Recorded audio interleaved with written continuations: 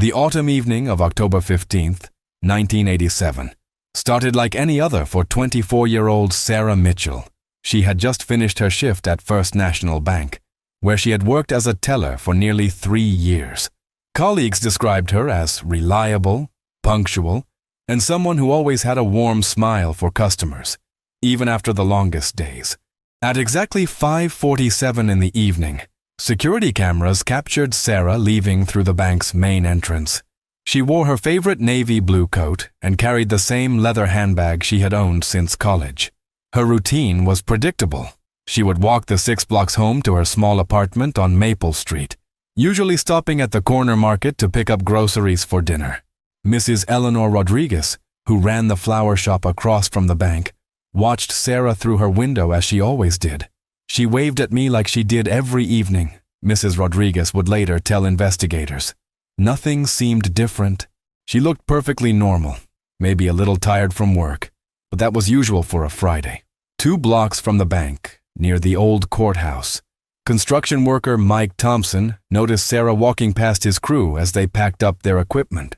She was alone, walking at her normal pace, he recalled. Amosik had her bag clutched close to her side, the way she always did. That sighting, at approximately 5:52 in the evening, would become the last confirmed observation of Sarah Mitchell alive. Sarah never made it home that night. Her apartment remained dark, dinner ingredients left unpurchased at the corner market.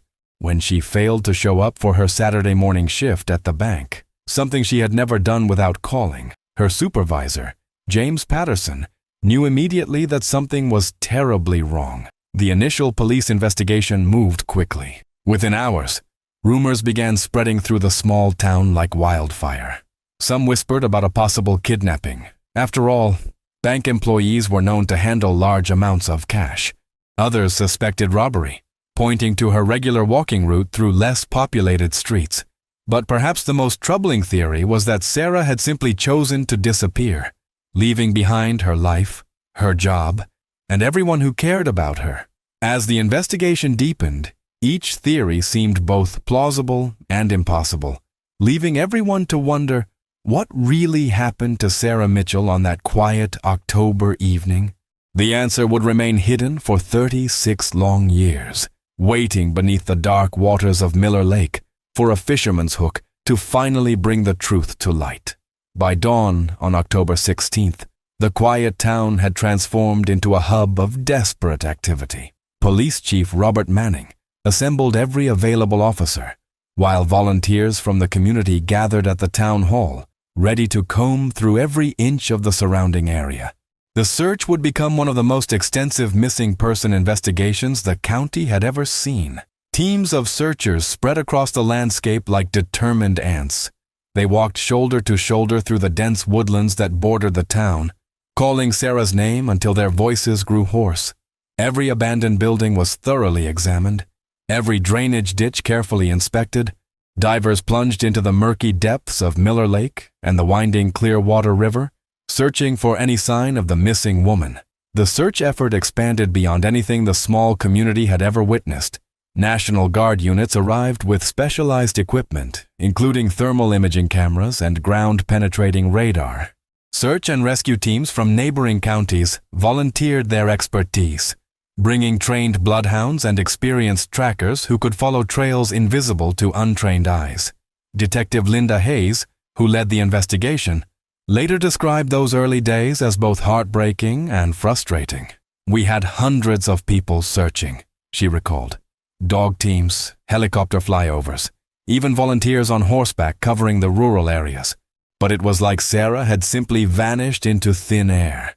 No torn clothing, no personal belongings, not even a single footprint beyond that last sighting near the courthouse. The coordination center established at the high school gymnasium buzzed with activity around the clock.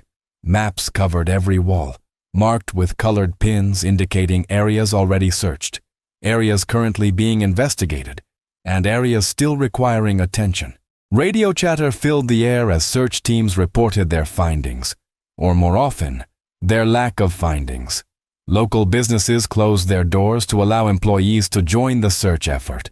The corner market where Sarah had planned to stop for groceries became an impromptu command post, with the owner providing free coffee and sandwiches to exhausted volunteers. Churches opened their doors as rest stations, offering prayers and comfort to anyone who needed them. The Mitchell family became the heartbreaking face of the search effort.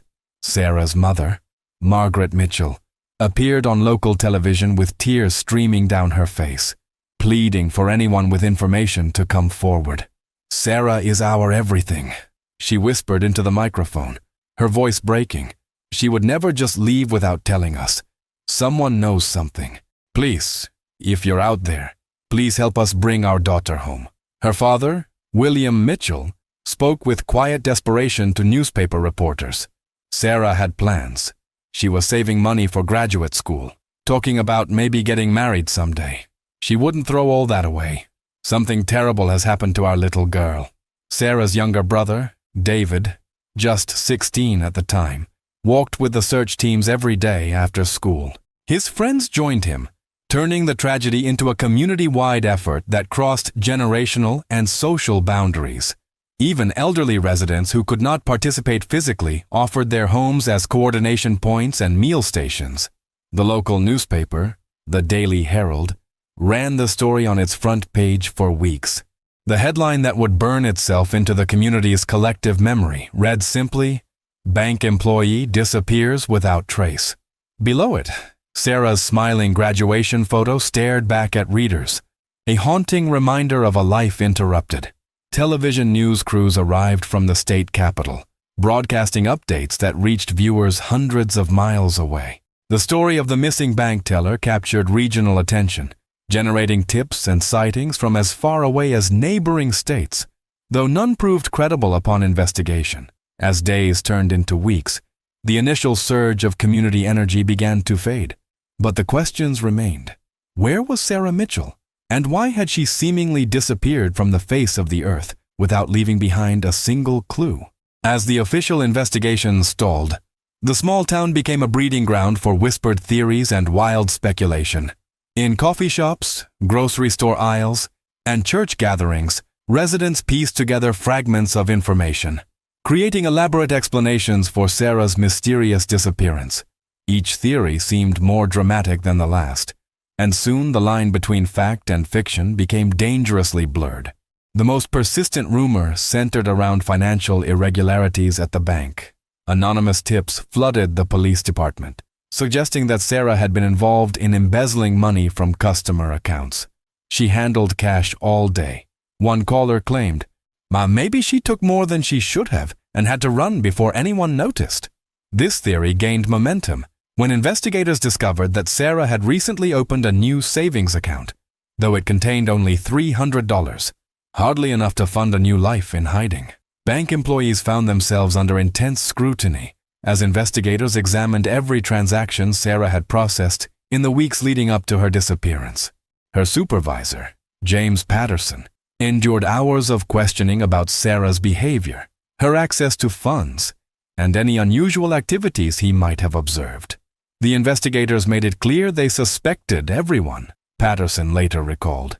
"We all became suspects simply by association." Even more sinister whispers pointed toward organized crime. The bank had recently increased its security measures after several attempted robberies in neighboring towns. Some townspeople speculated that Sarah had witnessed something she was not supposed to see, or perhaps had been forced to provide inside information to criminal elements. "Banks are targets," muttered old-timer Frank Morrison at the local diner.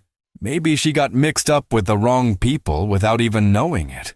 This theory gained credibility when investigators learned that Sarah had asked unusual questions about the bank's security procedures in the days before her disappearance. She had inquired about camera blind spots and after-hours access protocols, questions that seemed innocuous at the time but appeared suspicious in retrospect. However, her colleagues insisted these questions were related to a security training manual she had been studying for a potential promotion. But perhaps the most heartbreaking theory was the one that suggested Sarah had orchestrated her own disappearance. Rumors spread about a secret boyfriend, someone from out of town who had allegedly been seen with a young woman matching Sarah's description at a truck stop 40 miles away. Her co-workers were questioned relentlessly about any romantic interests, But they insisted Sarah had never mentioned dating anyone. She was focused on her career and saving money. Her supervisor, James Patterson, told investigators, "Bo, if she had a boyfriend, she kept it completely to herself." However, several residents claimed to have seen Sarah talking to an unfamiliar man near the courthouse in the weeks before her disappearance, though descriptions of this mysterious figure varied wildly and could never be corroborated. The most disturbing theory emerged from former bank employee Carol Stevens, who had been fired 6 months before Sarah's disappearance for repeated tardiness and attitude problems. Stevens claimed that Sarah had confided concerns about suspicious transactions and possible money laundering through certain business accounts. Sarah was smart, Stevens told anyone who would listen. Too smart for her own good. Maybe she found something she was not supposed to find, and someone made sure she could not talk about it. Stevens provided investigators with specific details about allegedly suspicious accounts, but her credibility was questionable given her dismissal from the bank and her obvious resentment toward management. Nevertheless, her claims prompted a thorough audit of bank records, though investigators found no evidence of the money laundering she described. Religious leaders in the community proposed their own explanation, suggesting that Sarah had experienced a spiritual crisis and voluntarily disappeared to start a new life elsewhere. Pastor Michael Thompson of the local Methodist Church noted that Sarah had missed several recent Sunday services and seemed distracted during her last visit. "Sometimes people feel called to leave everything behind," he said. Though he admitted this theory seemed inconsistent with Sarah's close family relationships, each theory brought its own set of investigators, amateur sleuths, and conspiracy theorists to town. But as months passed without concrete evidence supporting any single explanation, the community was left with more questions than ever. Was Sarah a victim, a criminal, or simply a young woman who had chosen to vanish? The truth seemed as elusive as Sarah herself. Winter arrived early in 1987, blanketing the town in a thick layer of snow that seemed to mirror the cold reality settling over the investigation. As the calendar pages turned from October to November, then December, the leads grew thinner and the hope dimmer. Detective Linda Hayes found herself staring at the same evidence board day after day, willing new connections to appear among the scattered photographs and witness statements. The investigation had consumed enormous resources during its first 3 months. Overtime costs for police officers had exceeded the department's annual budget. The volunteer coordination effort had strained local organizations to their breaking point. Search teams had covered over 200 square miles of terrain, examined 43 abandoned buildings, and followed up on more than 300 tips from concerned citizens. Yet they had found nothing concrete to explain Sarah's disappearance. By February of 1988, the harsh truth could no longer be ignored. The Sarah Mitchell case had gone cold. The daily phone calls from concerned citizens dwindled to a trickle. The search teams disbanded. The newspaper headlines moved on to other stories. Even the most dedicated volunteers eventually returned to their normal lives, carrying with them only the lingering sadness of an unsolved mystery. Detective Hayes struggled with the decision to scale back the investigation. She had never experienced such a complete absence of physical evidence in a missing person case. Usually, there were clothing fibers, footprints, witness sightings, or some trace of the person's movements after their last confirmed location. But Sarah Mitchell had simply vanished without leaving behind any clues that investigators could follow. The psychological toll on the investigation team became evident as the months passed. Several officers requested transfers to other departments, unable to cope with the constant reminder of their failure to solve the case. Hayes herself began experiencing sleepless nights, haunted by images of Sarah's smiling photograph and the desperate faces of her parents during their daily visits to the police station. Police Chief Robert Manning made the difficult decision in March of that year. With no new evidence emerging and dozens of other cases demanding attention, the active investigation would be suspended. Sarah's file was transferred to the Cold Case Division, where it joined hundreds of other unsolved mysteries in the basement archives of the county courthouse. The official classification read simply, "Missing Person, Unresolved." Those 3 words would define Sarah Mitchell's case for the next 35 years. Detective Hayes, who had devoted countless hours to finding answers, carefully placed the last of the evidence into manila folders. She sealed the boxes with heavy tape, knowing that each piece of Sarah's life was now reduced to documentary evidence in a storage room. Inside those boxes, black and white photographs told the story of a life interrupted. Sarah's high school graduation picture, where her eyes sparkled with dreams of the future. Security camera footage from her last day at the bank, grainy and haunting. Images of her empty apartment, exactly as she had left it that October morning, with dishes in the sink and a half-finished crossword puzzle on the kitchen table. Personal items collected during the investigation filled several containers. Her work uniforms, still hanging in the closet, textbooks from her college courses, letters from friends who had moved to other cities, a diary with the final entry dated October 14th, describing her excitement about a possible promotion at the bank. Each item represented a fragment of a life that had been suddenly and inexplicably interrupted. Her family never stopped hoping, but the official investigation had reached its end. Margaret Mitchell would call the police station every few months, asking if there were any updates, any new leads, anything at all. The answer was always the same. No new information had come to light. These conversations became increasingly brief and formal as years passed, both sides understanding that hope was fading, but neither willing to abandon it completely. The case file grew dusty on its shelf, forgotten by most but never truly abandoned. Sarah's disappearance had become part of the town's folklore, a cautionary tale whispered to children and a source of endless speculation at local gatherings. But in the cold, dark basement of the courthouse, her story waited patiently for someone to give it new life. Detective Hayes retired in 2005, but she kept a copy of Sarah's photograph in her personal files until the day she died. The case had defined her career and haunted her retirement, a constant reminder that some mysteries resist even the most determined efforts to solve them. Years would pass. Decades would slip by. Technology would advance, investigators would retire, and new mysteries would capture public attention.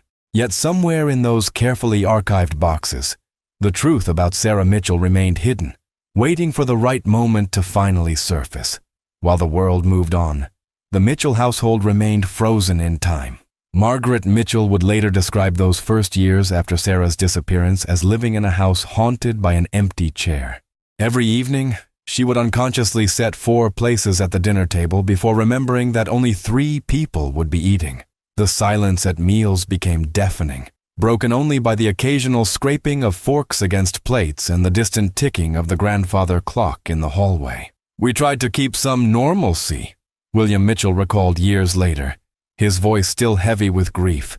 "But how do you act normal when your daughter might walk through the door at any moment, or might never come home again?" Every phone call made our hearts race.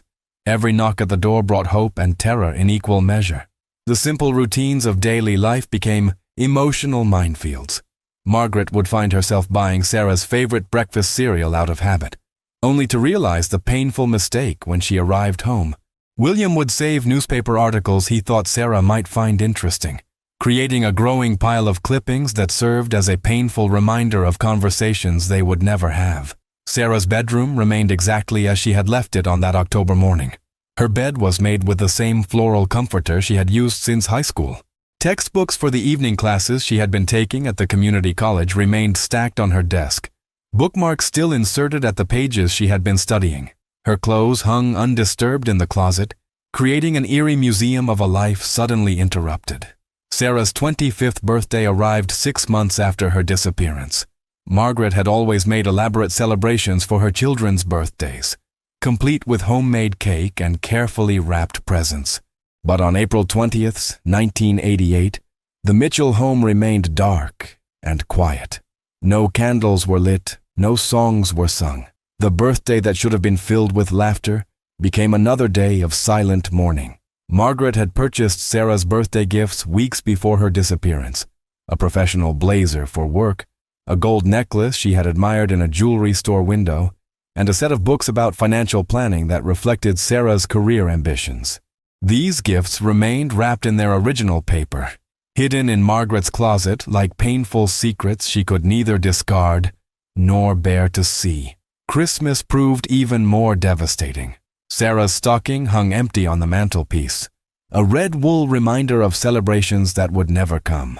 Her presents, carefully chosen before her disappearance, remained wrapped under the tree until Valentine's Day, when Margaret finally put them away in Sarah's unchanged bedroom. The family tradition of opening gifts together had been shattered, leaving behind only painful memories of happier times. The extended family struggled to know how to respond to the Mitchells' grief. Some relatives stopped visiting, unable to cope with the oppressive sadness that permeated the house. Others offered unwanted advice about moving on and accepting reality. A few provided genuine comfort, sitting quietly with Margaret and William during the darkest moments of their ordeal. At First National Bank, Sarah's absence created a different kind of void. Her desk was cleaned out within a month, her nameplate removed, her responsibilities quietly redistributed among remaining staff. But her presence lingered in ways that made everyone uncomfortable. Customers would occasionally ask about the friendly young teller with a warm smile, only to be met with awkward silence and changed subjects. The bank's corporate office sent representatives to assess the situation and ensure that Sarah's disappearance had not compromised security or operations. They interviewed every employee, reviewed every transaction Sarah had processed, and implemented new protocols that made the workplace feel more like a fortress than a community bank. The changes served as daily reminders that something terrible had happened to one of their own.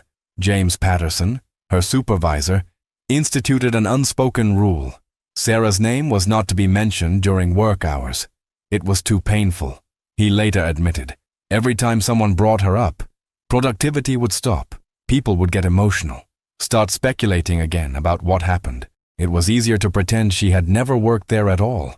The bank hired a replacement teller within 2 months, a middle-aged woman named Patricia, who worked efficiently, but never quite filled the social gap Sarah had left behind. The workplace dynamics had permanently shifted, leaving behind an atmosphere of unease that visitors could sense but never quite identify. For the Mitchell family, Sarah's absence became a third person in their marriage, an invisible presence that influenced every decision and conversation. They learned to navigate around the grief, to function despite the constant ache of not knowing. But healing remained impossible when the wound could never properly close. The 1990s brought change to the small town that had once been consumed by Sarah Mitchell's disappearance. New businesses opened on Main Street, replacing familiar storefronts with modern facades and updated signage.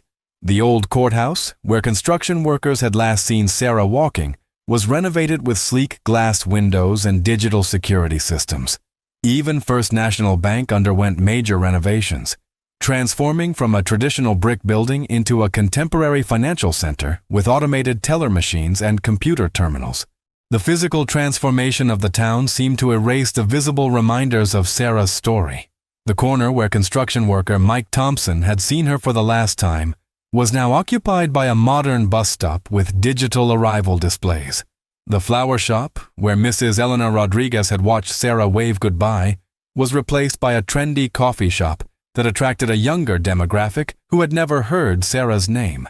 As the millennium approached, a new generation of residents moved to town, drawn by affordable housing and growing job opportunities.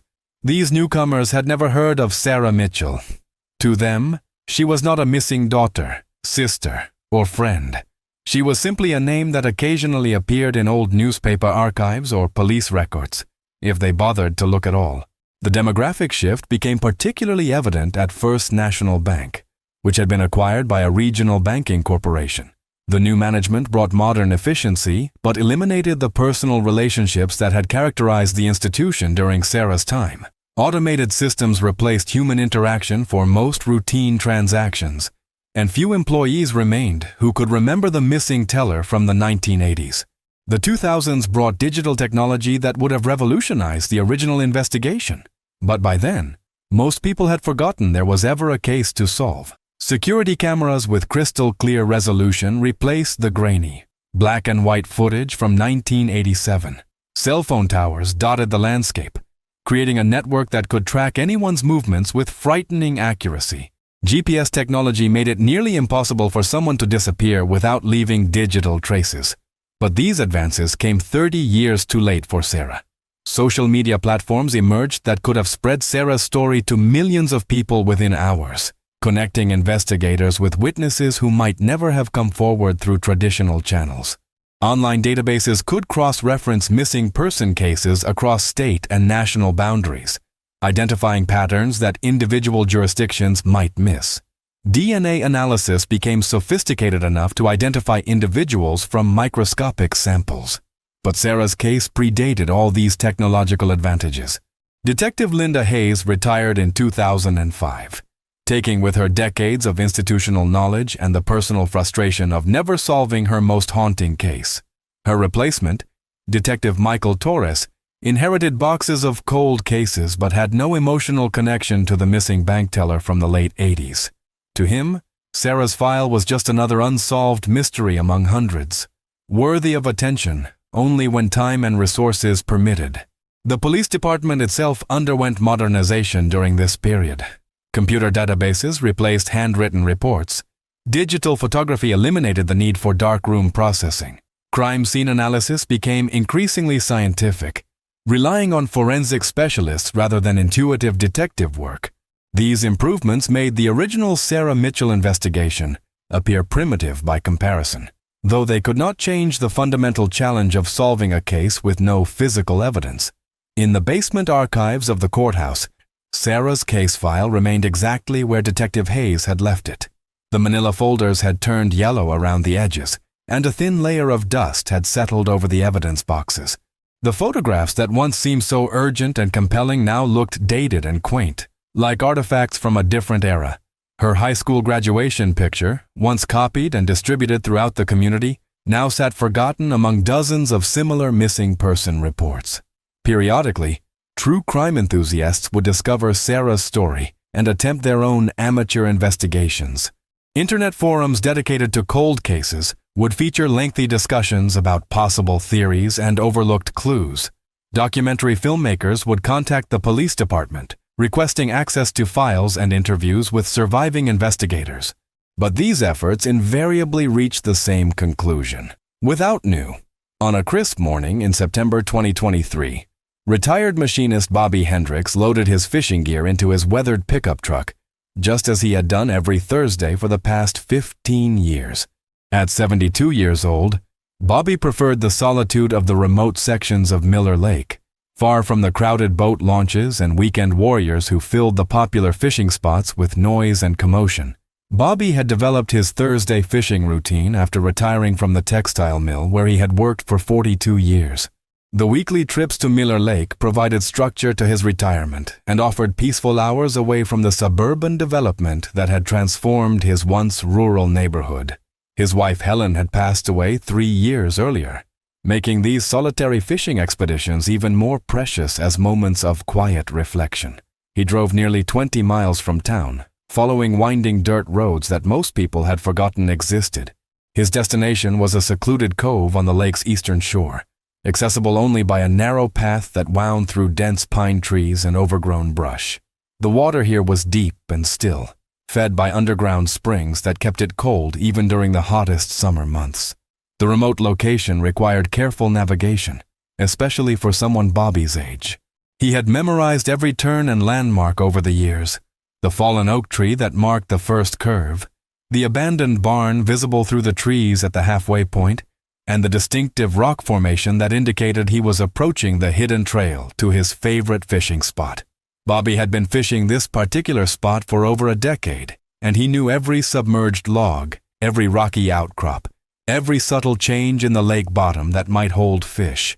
He cast his line with the practiced ease of someone who had spent countless hours perfecting his technique, watching the red and white bobber settle gently on the mirror-like surface of the water. The morning started like any other. Bobby set up his folding chair on the familiar patch of shore, arranged his tackle box within easy reach, and prepared his first cup of coffee from the thermos Helen had given him for their 40th wedding anniversary. The ritual of preparation was as important as the fishing itself. providing a sense of purpose and continuity that had helped him navigate the loneliness of widowhood. For the first hour, nothing unusual happened. Bobby caught 2 small bass, releasing them both back into the lake with the casual indifference of someone fishing more for peace of mind than for dinner. The morning sun climbed higher, warming his shoulders and creating dancing patterns of light on the water. A family of ducks glided past his position, completely unafraid of his presence after years of seeing him in the same spot. The tranquility was broken around 9:30 when a speedboat appeared in the distance, its engine noise shattering the peaceful silence.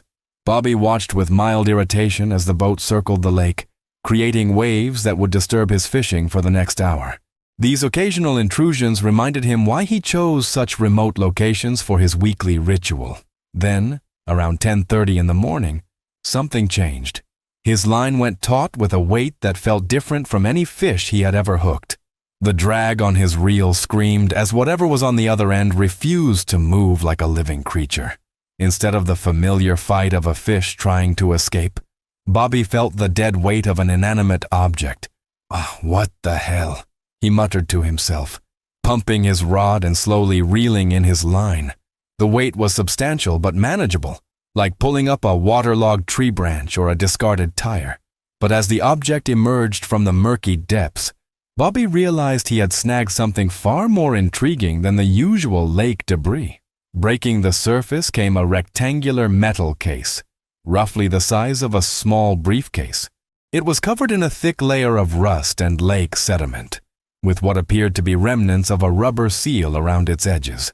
Despite decades underwater, the case remained intact, its latches corroded but still functional. Bobby carefully maneuvered his small aluminum boat closer to the shore and pulled the mysterious object aboard.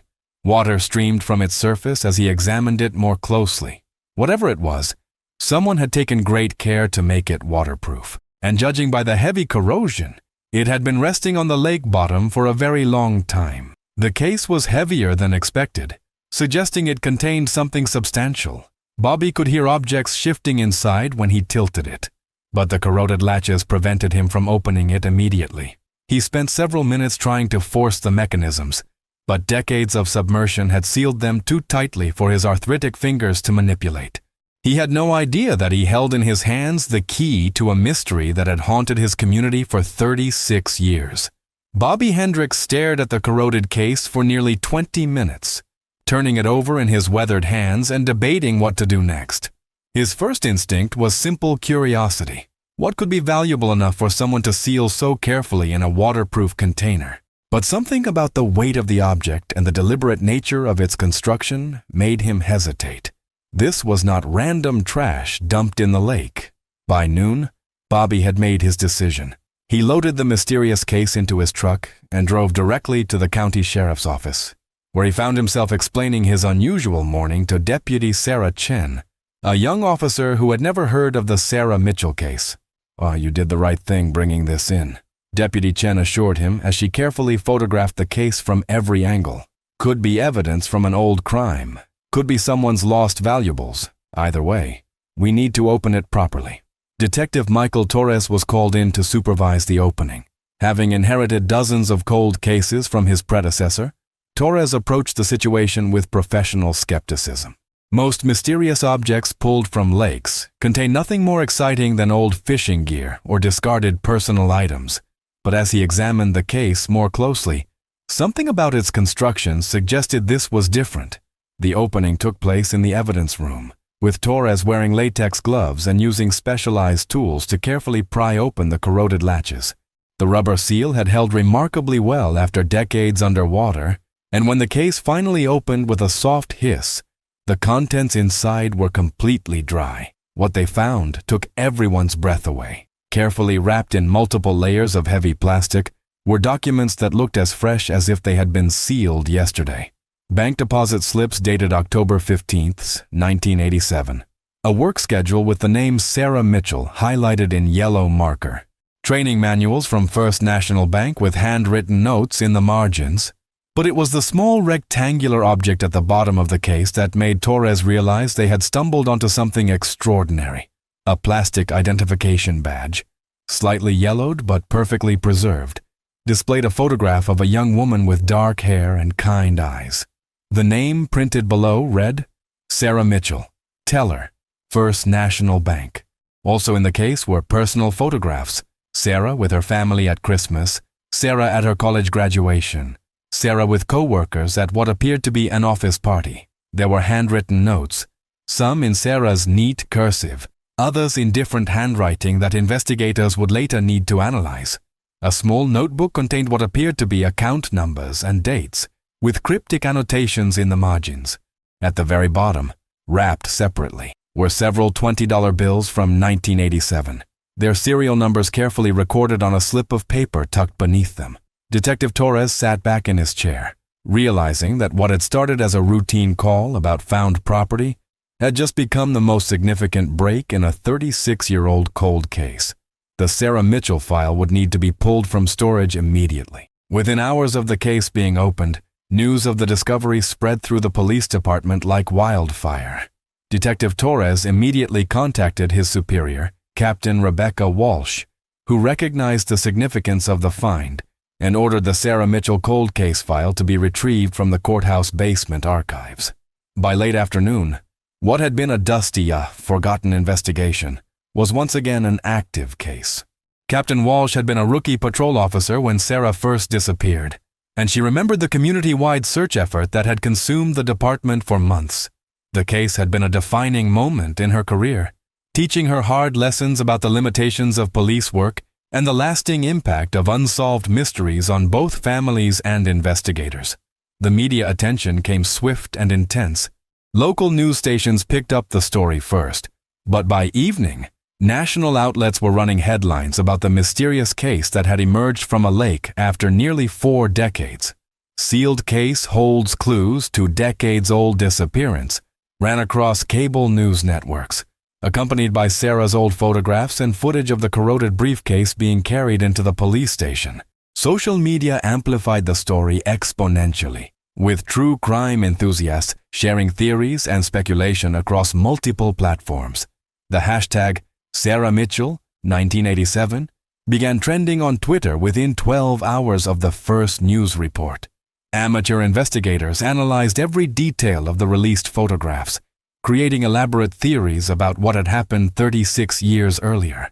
The most heartbreaking moment came when Detective Torres made the difficult phone call to Margaret Mitchell, now 78 years old and living in the same house where she had waited for her daughter's return. Margaret listened in stunned silence as Torres explained what had been found.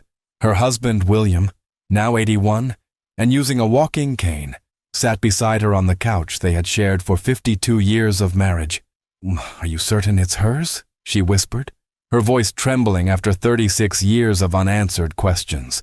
When Torres confirmed the identification badge and personal items, Margaret began to cry, not the desperate sobs of fresh grief, but the quiet tears of a mother who had never stopped hoping for answers. The phone call lasted nearly an hour as Margaret asked detailed questions about each item found in the case. She wanted to know about the photographs, the handwriting, the condition of Sarah's identification badge. Her questions revealed the depth of her knowledge about her daughter's habits and possessions, details that had remained vivid in her memory despite the passage of decades. William Mitchell, now 81 and using a walking cane, accompanied his wife to the police station the next morning to view Sarah's belongings. The sight of their daughter's handwriting on bank documents, her smiling face in the preserved photographs, and her work identification badge brought back a flood of memories they had carefully tucked away for decades. The viewing took place in a small conference room adjacent to the evidence storage area. Detective Torres had arranged the items carefully on a table, allowing the elderly couple to examine each piece while maintaining proper chain of custody procedures. A victim's advocate sat with them, providing emotional support during the difficult process. "She was so proud of that job," Margaret said softly, holding the plastic badge with shaking hands. "She worked so hard to earn their trust, to prove herself. She would never have just walked away from it." The identification badge represented more than employment to Margaret. It symbolized Sarah's ambitions, her independence, and her bright future that had been suddenly extinguished. William nodded silently, unable to speak as he examined photos of Christmas mornings and family gatherings that felt like they had happened in another lifetime. One photograph showed Sarah opening presents on what would be her final Christmas, her face radiant with joy and excitement about her career prospects. The discovery raised more questions than it answered. How had Sarah's personal belongings ended up sealed in a waterproof case at the bottom of Miller Lake? Who had taken such care to preserve them? And most importantly, where was Sarah herself? The preservation of her belongings suggested someone who valued them, but also someone who knew she would never return to reclaim them. Detective Torres assembled a new task force, bringing together forensic specialists, cold case experts, and behavioral analysts to examine every piece of evidence with modern investigative techniques unavailable in 1987. The FBI offered assistance with advanced forensic analysis, including DNA testing and handwriting analysis that could provide insights impossible to obtain during the original investigation. The case that had been forgotten by everyone except the Mitchell family was now front-page news across the country. Television producers called the police department requesting interviews. True crime podcasters began researching the background story. Book agents contacted the Mitchell family about potential publishing deals. But the central mystery remained as baffling as ever.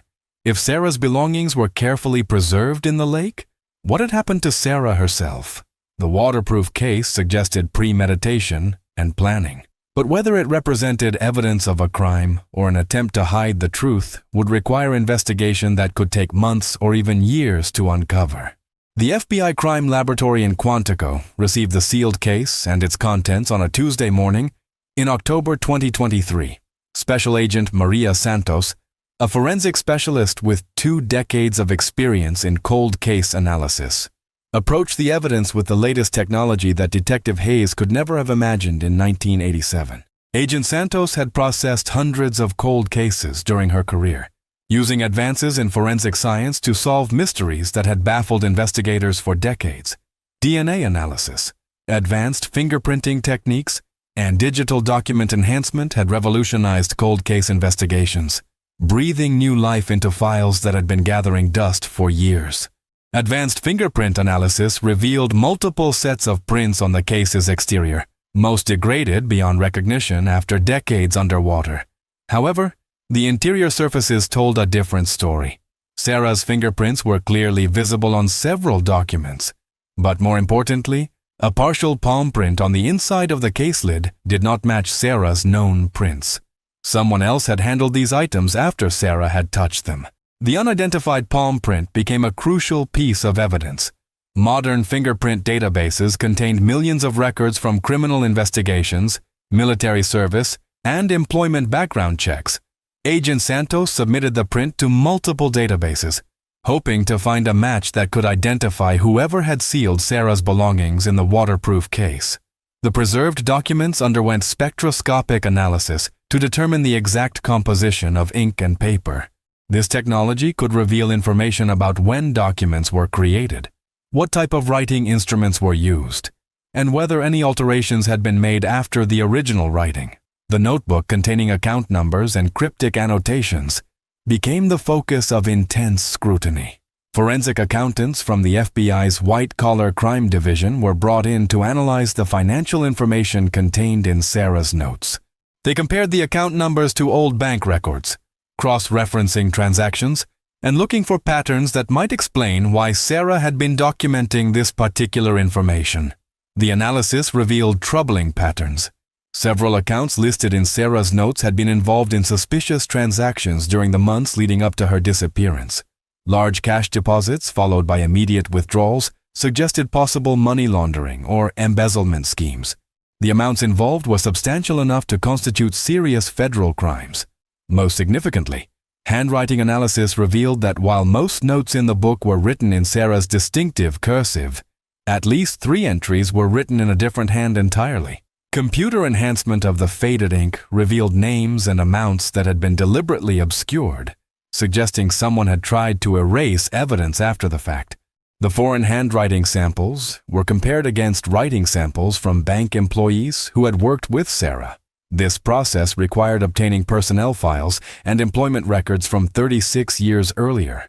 many of which had been stored in off-site archives or destroyed according to corporate retention policies. The breakthrough came when investigators cross-referenced the suspicious account numbers with employee access records from 1987. Only 3 bank employees had authorization to access all the accounts mentioned in Sarah's notes. Sarah herself, head teller Patricia Coleman, and assistant manager David Richardson. Patricia Coleman had died of natural causes in 2012, but investigators were able to obtain writing samples from her personnel file.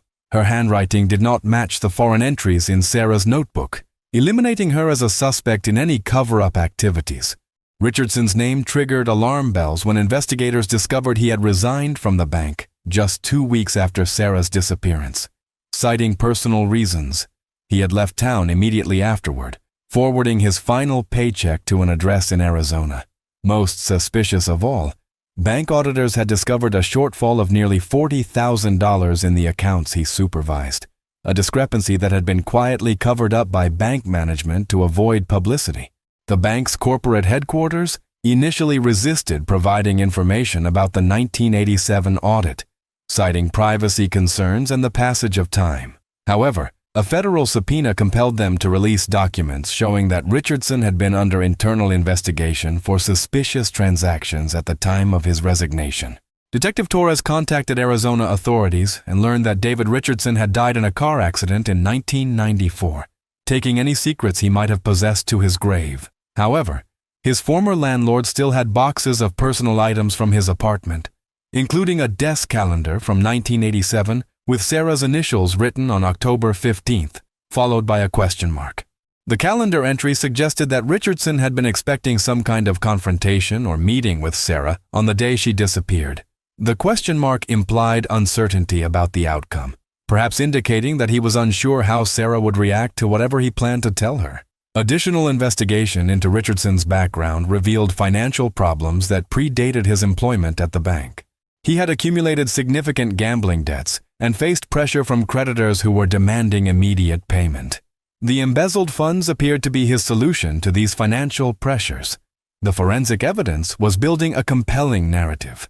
Sarah had discovered financial irregularities, possibly confronted Richardson about them, and had become a threat that needed to be eliminated. The carefully preserved documents suggested that someone had wanted to keep evidence of the fraud, while ensuring that the primary witness could never testify. But proving what had happened 36 years ago, with the prime suspect long dead, would require investigators to piece together a puzzle from fragments of evidence and faded memories.